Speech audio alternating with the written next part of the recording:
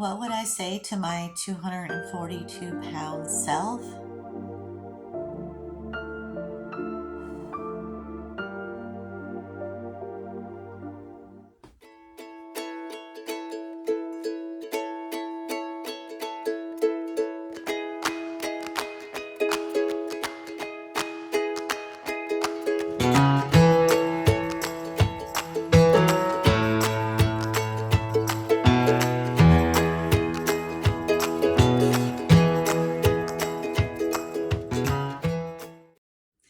Hey everybody, welcome back to my channel. My name is Tony and I am on a journey to lose 60 more pounds in conjunction with Mounjaro and low carb.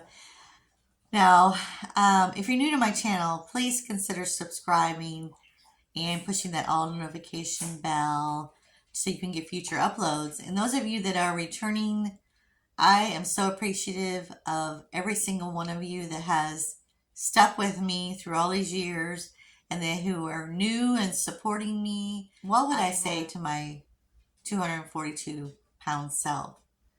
You know, back then when I was obese and morbidly obese, I had turned numb to everything around me. I would say to I wouldn't even say to myself, you've gotten this big, there's no way out. I wouldn't even say that to myself because I've actually didn't even know how I got there, in a sense, if that makes sense to everyone. I hope it does.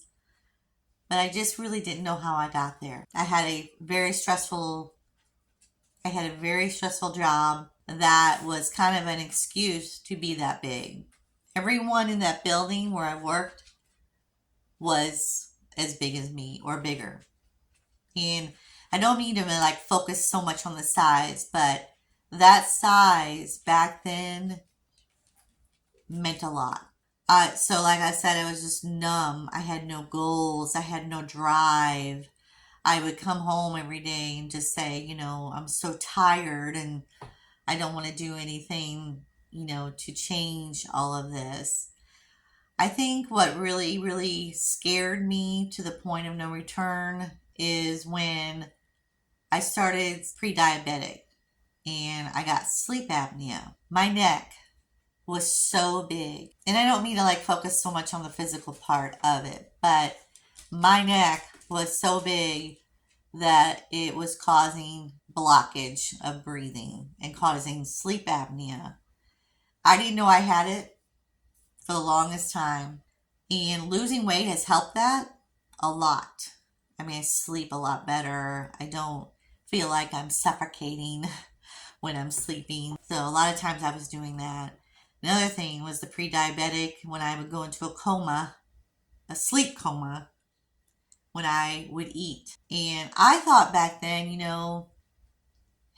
it was just my age. I was getting older and I felt like, oh, I'm just getting older, and this is normal. This is what happens. And no, this is not what happens.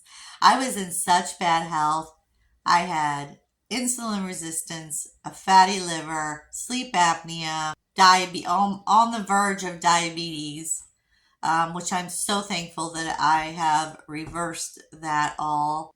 I'll let you know what my A1C from my doctor the other day is now. Oh my God, I'm so excited. But anyway, I had all that along with being overweight and suffering every single day with my health. The coma, just falling, it's like a marked sleep, is when you eat and you're eating carbs and you're eating sugary foods. That's what was happening to me. And it was so scary. I thought I had narcolepsy for a little while there. I was actually just breathing, not living back then. And that's a sad, sad life. When you just feel like you're existing. So being that overwhelmed with everything that was going on, to start a diet was not in the cards for me back then at all. That overwhelming feeling of everything with my health going on, I couldn't see past all that. I thought, I'm in bad health already. there's no way of reversing this, and I can't, and I knew in some sense that I needed to start something and start getting healthy. That's why I started like Weight Watchers and just Atkins, and then I was taking Adipex.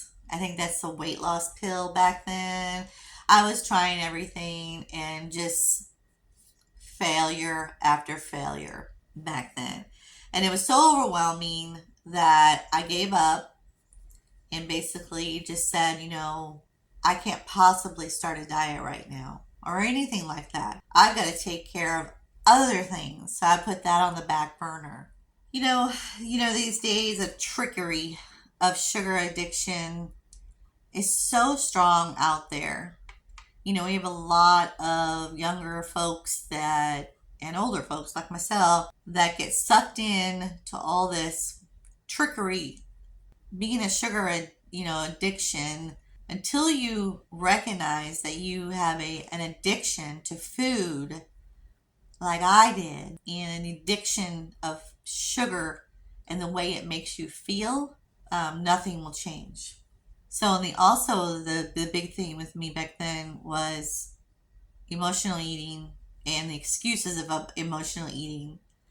I would actually say in my head, something happened at work, and I would actually go through my head and make the excuse, okay, this happened to me, and it's made me feel like a big piece of crap, and I have low self-esteem, and it's like all these excuses were going through my head of why I needed to eat that sugary thing or that carb. If you guys think that carbs are going to, I know they make you feel good for the moment, and then afterwards you're just like, oh my God, what did I just do? Because I feel terrible.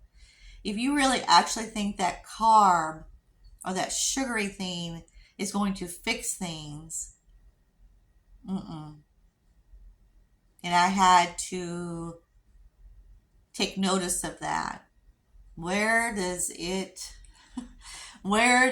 come in my life? I'm going to eat that sugary thing, but do I, for the moment, it feels great that when you're doing it, is it worth it to eat it and then feel crappy later on? I wish there was a way, like my thing is nausea. I do not like to feel like I'm going to vomit or anything like that, or sick to my stomach.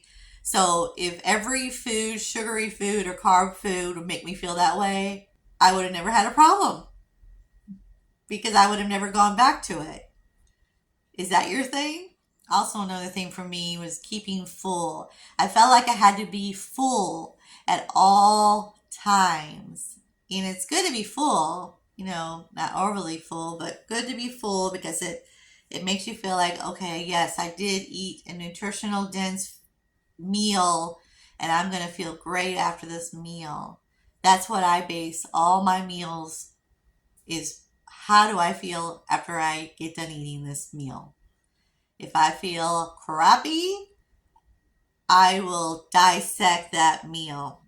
And I think that a lot of people need to do that because what they're putting in our foods these days, it's really hard to recognize, make it easy. When you're eating your meals, you're going to be eating Brussels sprouts, a veggie, a meat, a protein. But the sabotage behind all of that in my mind in the past was just enormous, and I did not know how big the whole picture was until I actually just started doing little steps. And you know me on this channel, start small but strong. Go little by little on each of those steps. Strong, small, strong, and stay with that, and you'll keep building like I did. So I looked up Google, me and Google, and I looked up the best, I think it was, I looked up, what would you tell your obese self? It treated it like a drug addiction and support groups and things like that. And it said, this is what it said, The best way to start a diet and get healthy is eat healthy, reduce calorie, and exercise. Yeah, that's one part of it. It's not that easy. It's a joke when they say that because things that are going on in your life and things that are going on inside has a lot to do with your weight loss. More than all that, the food.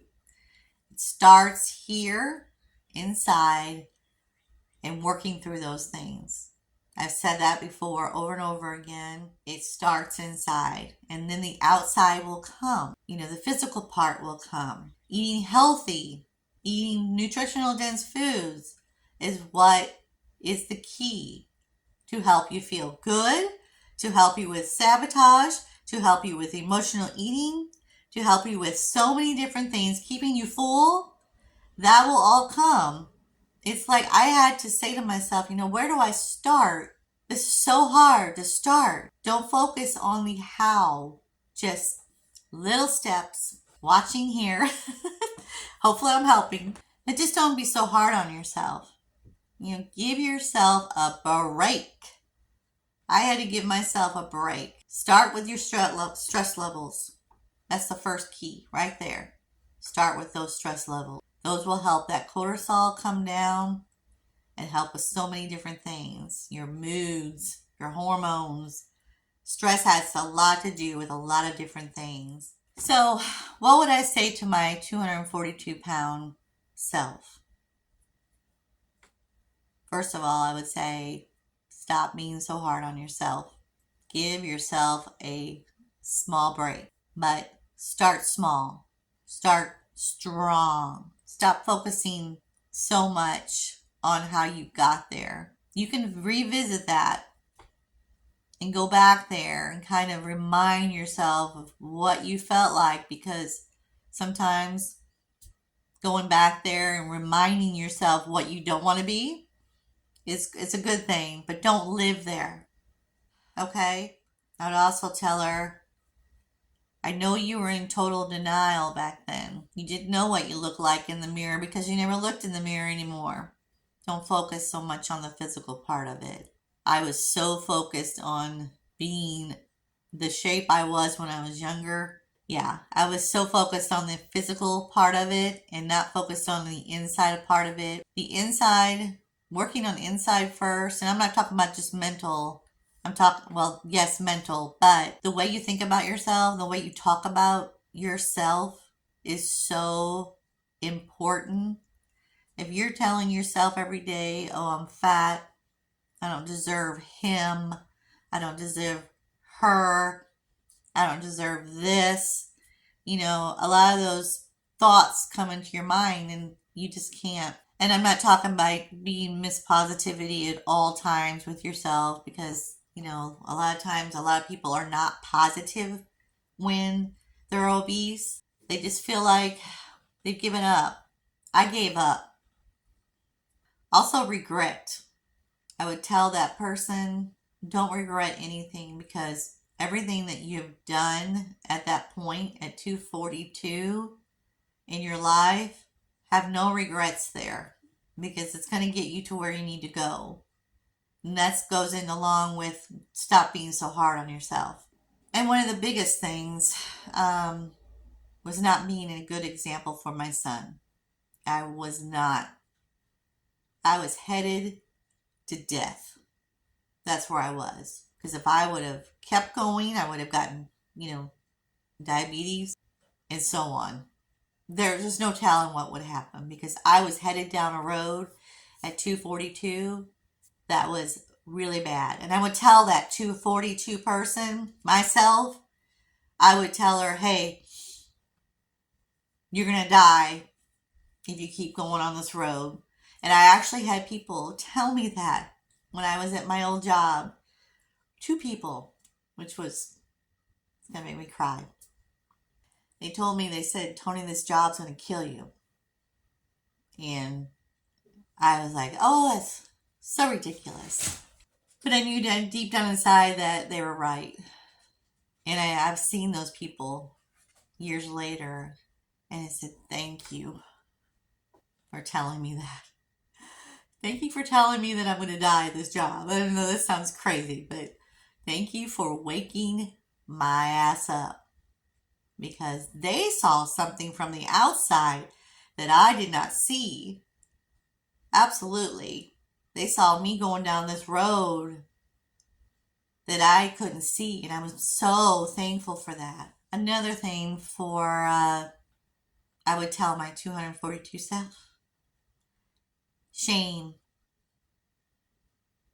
Shame is so shameful.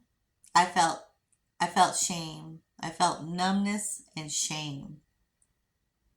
And that's a hard combo because you know what to do, but you're shameful because you haven't started sooner. You gotta not be so hard on yourself that you didn't start sooner. And I was so hard on myself. Ease up. I know us as women and even men that are on here, and even younger folks that are on here, stop being so hard on yourself. I mean, kick yourself in the ass, but stop being so hard on yourself. Okay?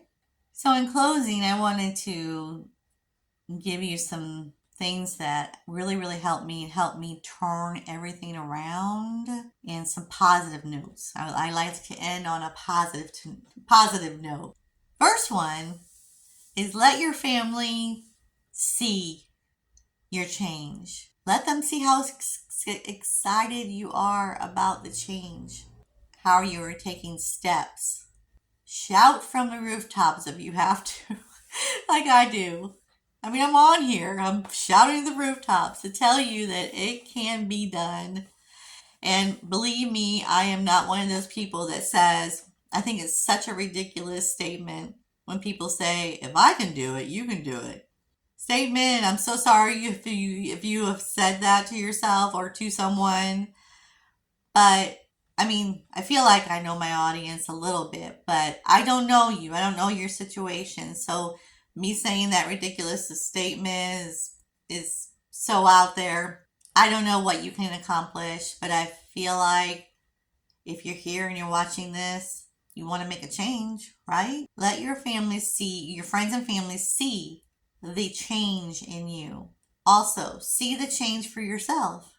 See this for yourself. I always thought, well, I'm looking towards the future, but I can't look way to the future, way into the future or what. I mean, I can see myself there.